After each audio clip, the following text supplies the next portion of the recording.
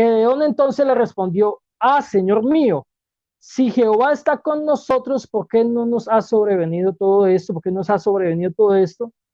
¿Y dónde están todas sus maravillas que nuestros padres nos han contado diciendo: no nos sacó Jehová de Egipto, y ahora Jehová nos ha desamparado y nos ha entregado en mano de los madianitas? Mirándole Jehová le dijo: ve con esta tu fuerza y salvarás a Israel de la mano de los madianitas. ¿No te envío yo? Entonces él le respondió: ah, Señor mío, ¿con qué salvaré yo a Israel? He aquí que mi familia es pobre en Manasés y yo el menor en la casa de mi padre. Jehová le dijo: ciertamente yo estaré contigo y derrotarás a los madianitas como a un solo hombre.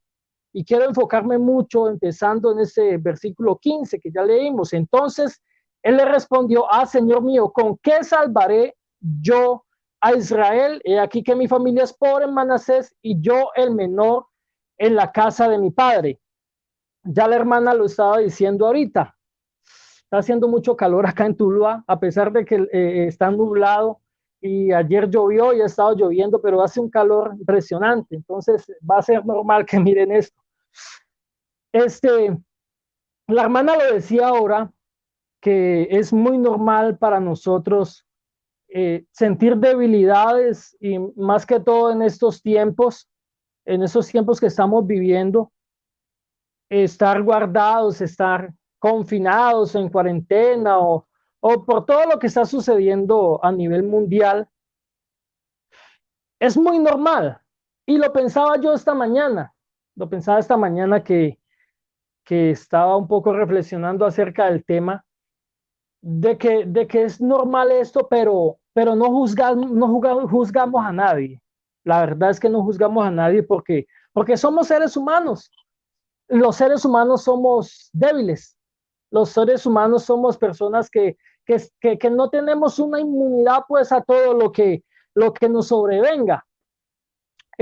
Hace un tiempo atrás pensaba y le decía a alguno de los líderes acá en Tuluá que cuando yo salía de mi casa y estaba en carretera, miraba a las personas que venían en sus automóviles, en sus motocicletas, y oraba en esos momentos por mí, porque Dios me guardara en el viaje que estaba emprendiendo, el lugar hacia donde me dirigía, y oraba por todas esas personas que aunque no conociera, oraba por ellas para que Dios las guardara, porque nosotros salimos, hay veces de nuestra casa y es posible que tal vez no regresemos. Y en carretera, sobre todo, uno está viajando y por más de que usted sea buen conductor, por más de que usted se la sepa todas las señales de tránsito, eh, la muerte nos puede sorprender en algún momento.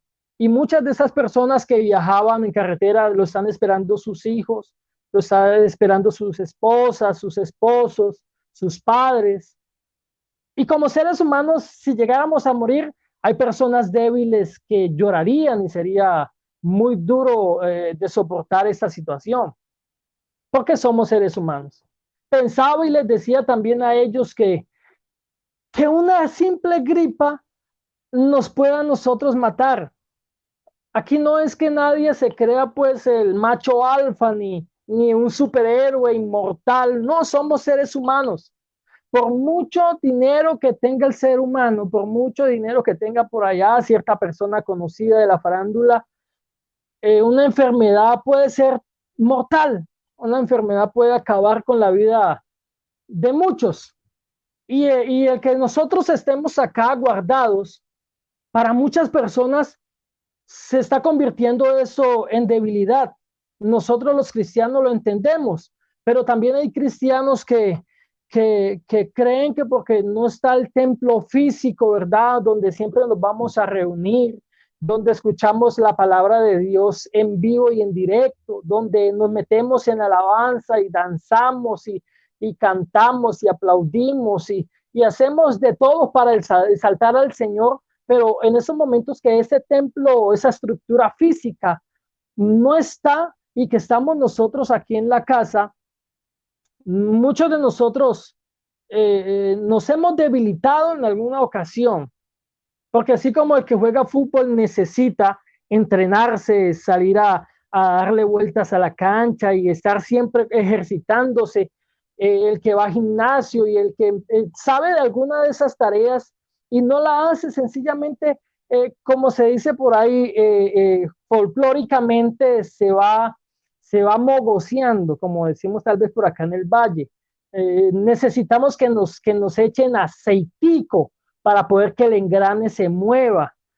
Y los que saben de carros saben, y de automóviles saben de que se necesita aceitico, ¿verdad? Cuando le va cayendo esa corrosión a la tuerca y todo esto para poder funcionar. Bueno, también hay muchos que están siempre dependiendo del templo físico. Y hay muchos cristianos de allá, de templo, de iglesia.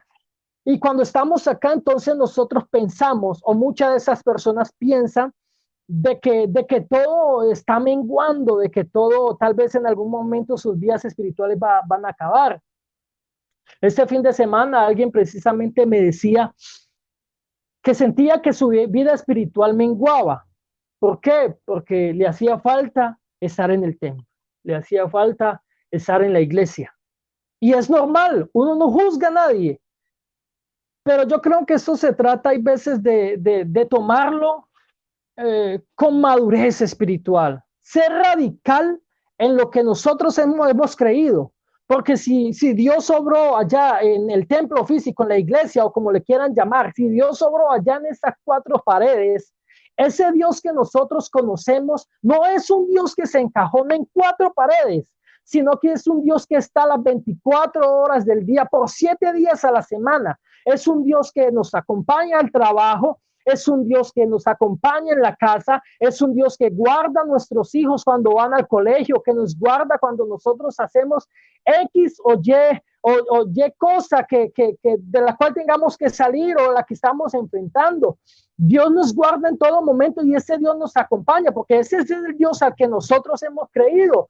No es un Dios que lo vamos a encontrar allá como hacen los religiosos, y perdónenme la expresión de los hermanos o personas que tal vez esto sea un poco duro, pero no es el Dios de los religiosos, de los que van cada 8 días y le hacen a Dios una oración o los que hacen cierta homilía religiosa de fin de semana o de 3 o 2 días al año. No, no, el Dios que nosotros creemos y el que hemos confiado es un Dios que es el mismo, como lo decía ayer, que es el mismo hoy y que es el mismo de mañana. Es un Dios al cual el poder no se le ha acabado.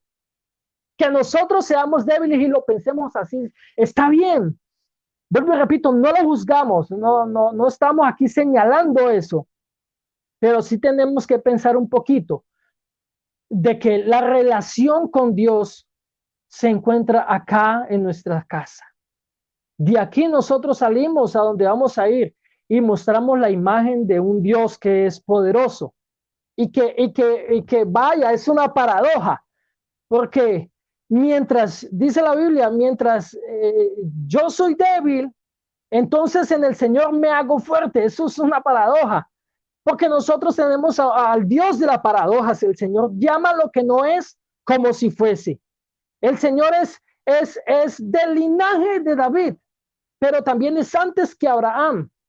El Señor es el león de la tribu de Judá, pero también es el cordero inmolado desde antes de la fundación del mundo. Y aparte de eso, que es el cordero, que es el sacrificio, también es el sumo sacerdote. Y ese Dios que es el rey de las paradojas, nos llama a nosotros cuando somos débiles, entonces nos llama que somos fuertes. Entonces sí pilla la capacidad de pensar de Dios y la capacidad de nosotros pensar. De que en medio de todo esto que está sucediendo, nosotros nos aterramos y entramos como en ese caos y en ese pánico. Hablaba en estos días con mi pastor, también en una transmisión por internet, y él me decía qué pensaba acerca de eso, y es algo que es mi política, es algo personal, de que si llegó una pandemia hoy, de que si llegó un virus, de que si nos estamos entrando en una crisis, tal vez no vaya a ser la primera, ya han pasado otras y terminará esa en algún momento y el día de mañana vendrá más. Y entonces yo no puedo estar atemorizado pensando en todas estas situaciones y que me toca estar aquí encerrado cuando quiero estar en la iglesia. No, y la respuesta que yo daba a esta pregunta, a este interrogante, es que yo como cristiano tengo que estar preparado, no estar por allá milanado, no estar por allá, por acá, pobrecito nosotros, ¿qué va a pasar? No, sino que tengo que estar preparado en estos momentos si me toca morir, porque sé que si muero me encuentro con el Señor. O sencillamente tengo que estar preparado para irme con el Señor. Lo importante aquí es eso, estar preparados para irnos con Dios. Porque yo sé que usted quiere salir, hermano, de su casa corriendo a la iglesia, corriendo allá a las cuatro paredes. Y vuelvo y repito, está muy bien. Está bien que lo pensemos de esa manera. Yo estoy que corro también. Yo soy líder de alabanza en la iglesia y estoy que corro y que ensayo con los muchachos y que hacemos esto, una semana de alabanza, la programamos.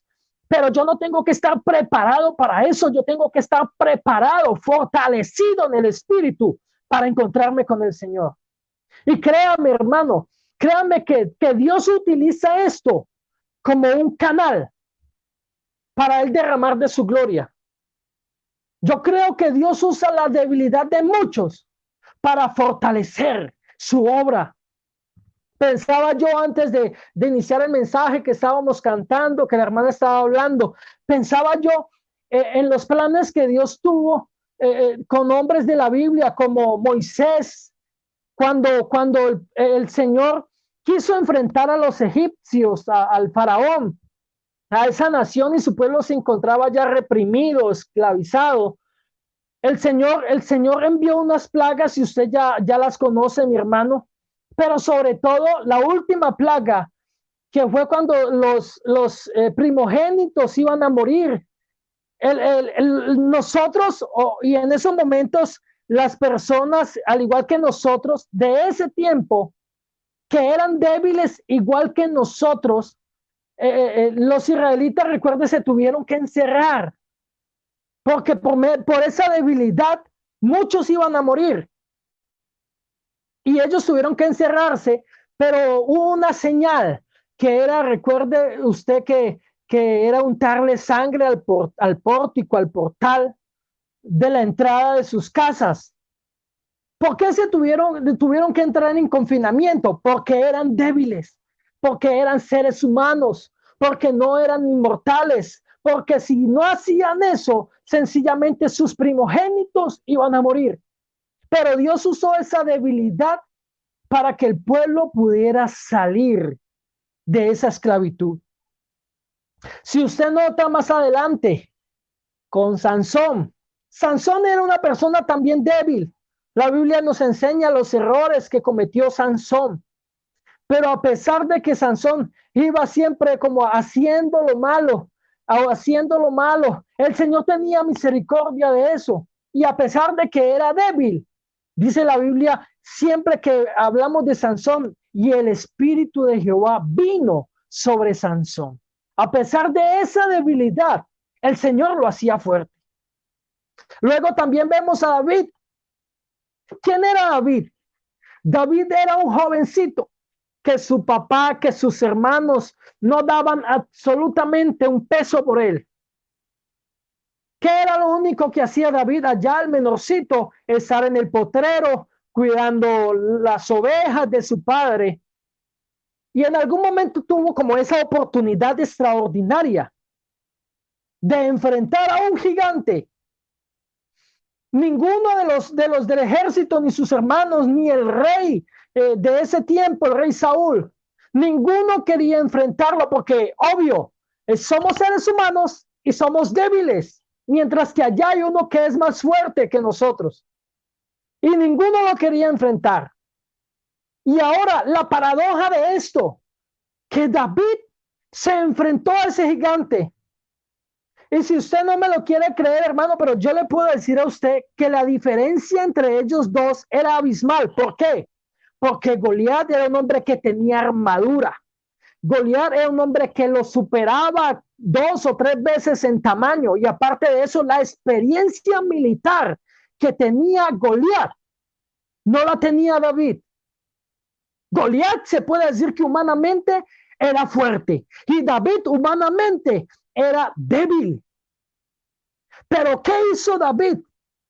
David venció al gigante, no en su humanidad, sino en la dimensión del espíritu, porque el Dios al que le servía David era aún muchísimo más gigante que ese Goliat.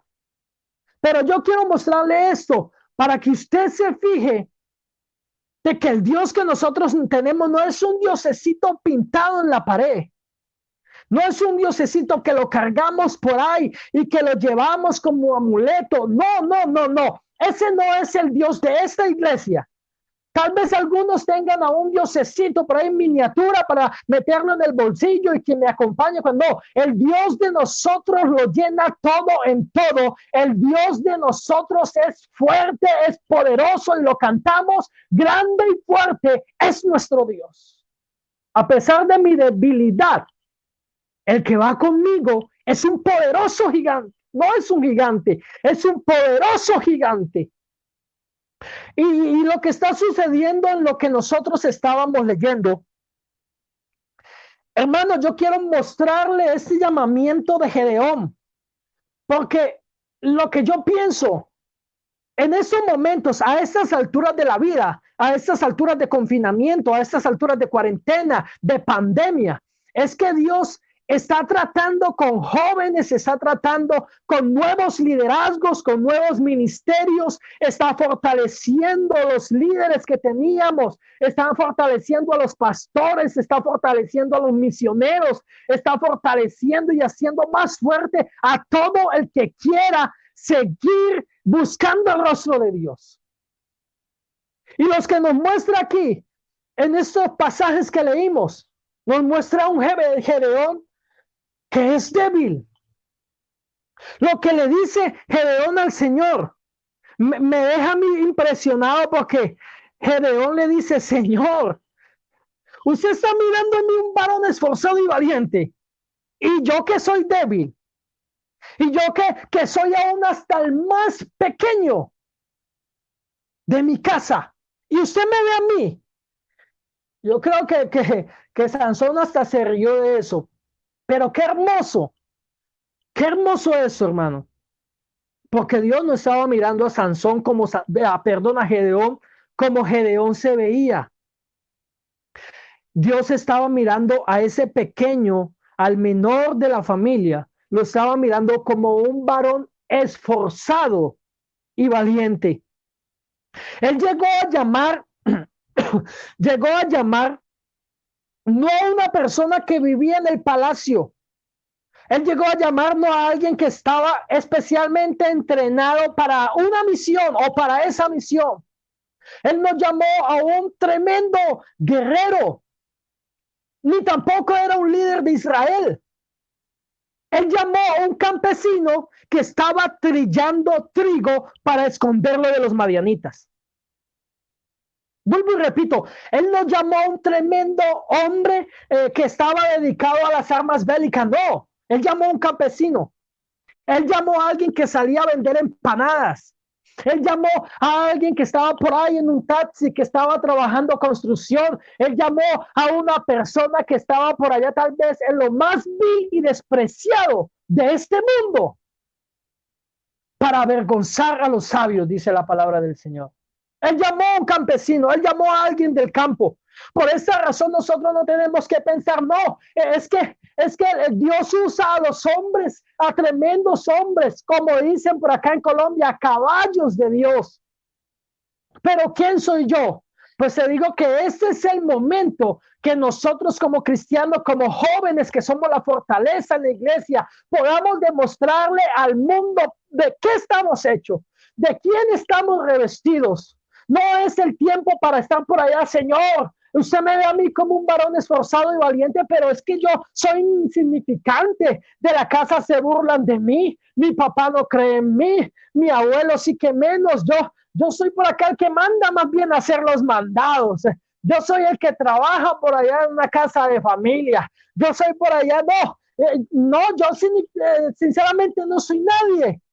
Pero Dios cuando te mira desde el cielo, está viendo en ti algo diferente. Está viendo en ti que perteneces a un linaje real. Está viendo en ti que perteneces a un sacerdocio. Está viendo en ti una nación santa. Tú no eres de los mismos que caminan en la calle sin Dios. Tú eres llamado el tesoro más preciado de Dios. Aparte de que tal vez como humano, y que tal vez si te da cualquier enfermedad te echa en la cama, y que tal vez te puedes quejar del dolor, tú tienes a alguien que vela por ti. Mira que hace unos días, y esto lo digo porque tal vez nosotros podamos hasta flaquear en la fe, pero hace unos días, más o menos un mes, mi hijo que apenas tiene un añito, se enfermó, le dio fiebre y estaba entre 39 y 39.4 de temperatura. Y mi esposa y yo nos angustiábamos. Estuvo 3 días así, donde le dábamos medicamentos y la fiebre no le bajaba. Y le orábamos al Señor. Y llegó un momento en el cual nosotros nos desesperamos porque somos seres humanos y es un niño de un año. Tal vez uno se enferma y wow, uno hace cualquier cosa para mejorar.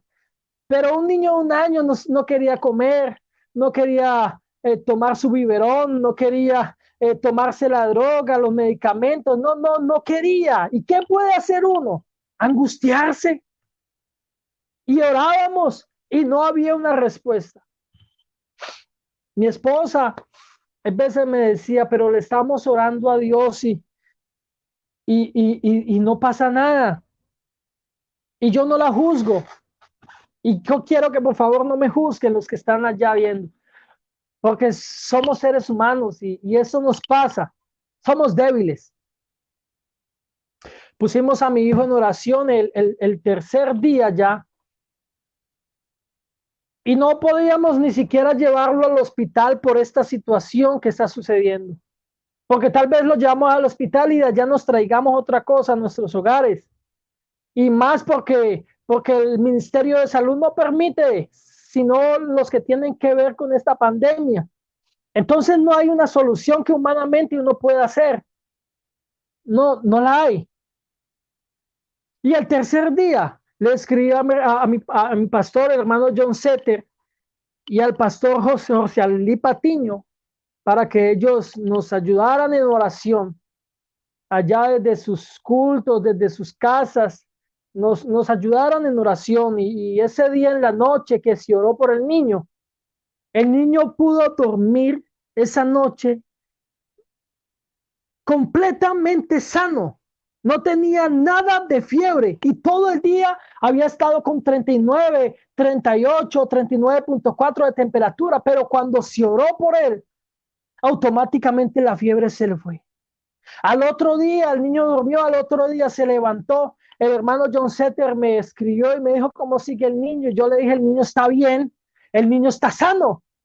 Y ese día volvió otra vez a alimentarse. Ese día sí se quiso tomar otra vez los medicamentos, ya se los quiso tomar, ya estaba de ánimo riéndose, o por ahí gateando. Y entonces ahí yo entendí que Dios, a pesar de nuestra debilidad, el Señor tiene el control de todo, sin importar que nosotros titubeemos en esa fe, que nosotros flaqueemos en esa fe. Dios aún permanece firme. Y si nosotros le clamamos a Él, como lo decía ahora con Jeremías 33:3, el Señor, si nosotros le clamamos al Señor, el Señor va a responder. Y el Señor le dio la victoria a Gedeón, a pesar de que Gedeón no se las creyera a él, de que iba a ser usado por Dios. Pero el Señor le dijo, es que tú eres esforzado y valiente. A pesar de que te veas con flaquezas, con debilidades, tú eres poderoso. Y la Biblia nos dice a nosotros precisamente eso. Diga el débil, fuerte soy. Que ese es el tema en esta noche. Y a pesar de que algunos no se la crean, algunos tal vez no tengan la conciencia radical de que tienen un Dios poderoso, yo le quiero decir ahora de que todo lo podemos en Cristo, que a pesar de que seamos débiles, Él nos fortalece, de que todo lo podemos en Cristo, que nos hace fuerte cada día, de que en medio de esa debilidad Jesús nos hace fuertes. Y créame, hermano, de que la iglesia para muchos tal vez está enterrada ya bajo cenizas, pero yo le digo en el nombre de Jesús que el Señor en estos cultos virtuales, que el Señor en estas conferencias, en estas reuniones que estamos haciendo acá desde nuestra sala, desde nuestros cuartos, a pesar de que usted esté conectado allá a través de su celular, desde su computador, desde su tablet, el Señor puede derramar de su Espíritu Santo, porque el Señor no se debilita como nosotros, el Señor no flaquea como nosotros, el Señor tiene poder absoluto, el Señor es omnipresente, el Señor es omnisciente, el Señor está en todas partes y Él puede derramar de su Espíritu Santo, Él puede renovar a alguien, Él puede restaurar a alguien, Él puede darle las lenguas, nuevas lenguas a alguien en esos momentos para que hable, para quedarse en su presencia.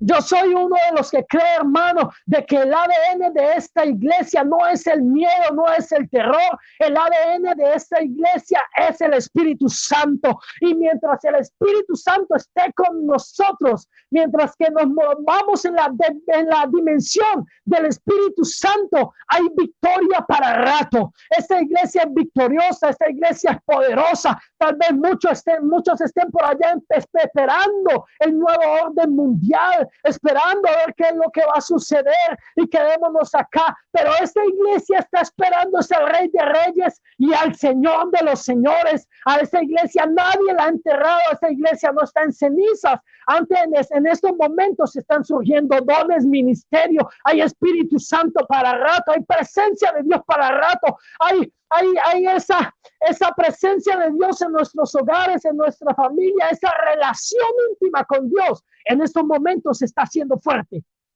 Y yo quiero terminar diciéndole, hermano, que nuestra fe en esos momentos se está haciendo más fuerte todavía en medio de la crisis. Yo sigo creyendo que tengo un Dios grande y maravilloso. Yo sigo creyendo que tal vez si no hay comida en nuestros hogares, el Señor va a responder y va a proveer. Yo estoy creyendo absolutamente, hermanos, de que ese que un día me sacó del anonimato, hoy en día está haciendo cosas grandes y poderosas en mi familia, en mi esposa, en mi hijo y en mi vida. Y quiero terminar con esto, hermano. Quiero terminar, creo que me he demorado un poco, pero es que cuando uno habla del Señor, hermano, cuando uno habla del poder y la presencia de Dios, hay mucha cuerda, hay muchas letras para hablar de Él. Quiero hablar de eso porque fue algo que me ocurrió cuando estaba joven. Yo soy un joven, una persona, un hombre nacido en un lugar cristiano, pero cuando estaba adolescente cometí ciertos errores. Yo era punquero, no sé si en Bogotá deben de saber. Yo era punquero, rockero, de esos por allá, de lo más profundo. Llegué a ir a Bogotá precisamente a Rock al Park, a conciertos, y era punquero, era drogadicto. Y el Señor un día tuvo misericordia de mí. Y recuerdo que el día que el Señor me sacó de allá de ese mundo, yo fui a casa a pedirle perdón a mi papá y a mi mamá por haberme comportado tal vez mal. Ese día tuve un encuentro personal con el Señor, pero también ese día, después de hacer eso, fui allá donde los que eran llamados mis amigos, y ellos estaban en un lugar alto, una terraza, y se estaban drogando y estaban escuchando música, y yo fui allá en medio de todo ese vicio que se estaba dando allá. Y les hablé de lo que me había sucedido, de ese encuentro que tuve con el Señor. Y la respuesta de ellos era que yo estaba en un trance, que por tanta droga que había consumido, estaba en un trance. y que esto me iba a durar unas semanas, si a mucho me iba a durar un mes. Bueno, eso fue como cuando tenía más o menos unos 19, 20 años.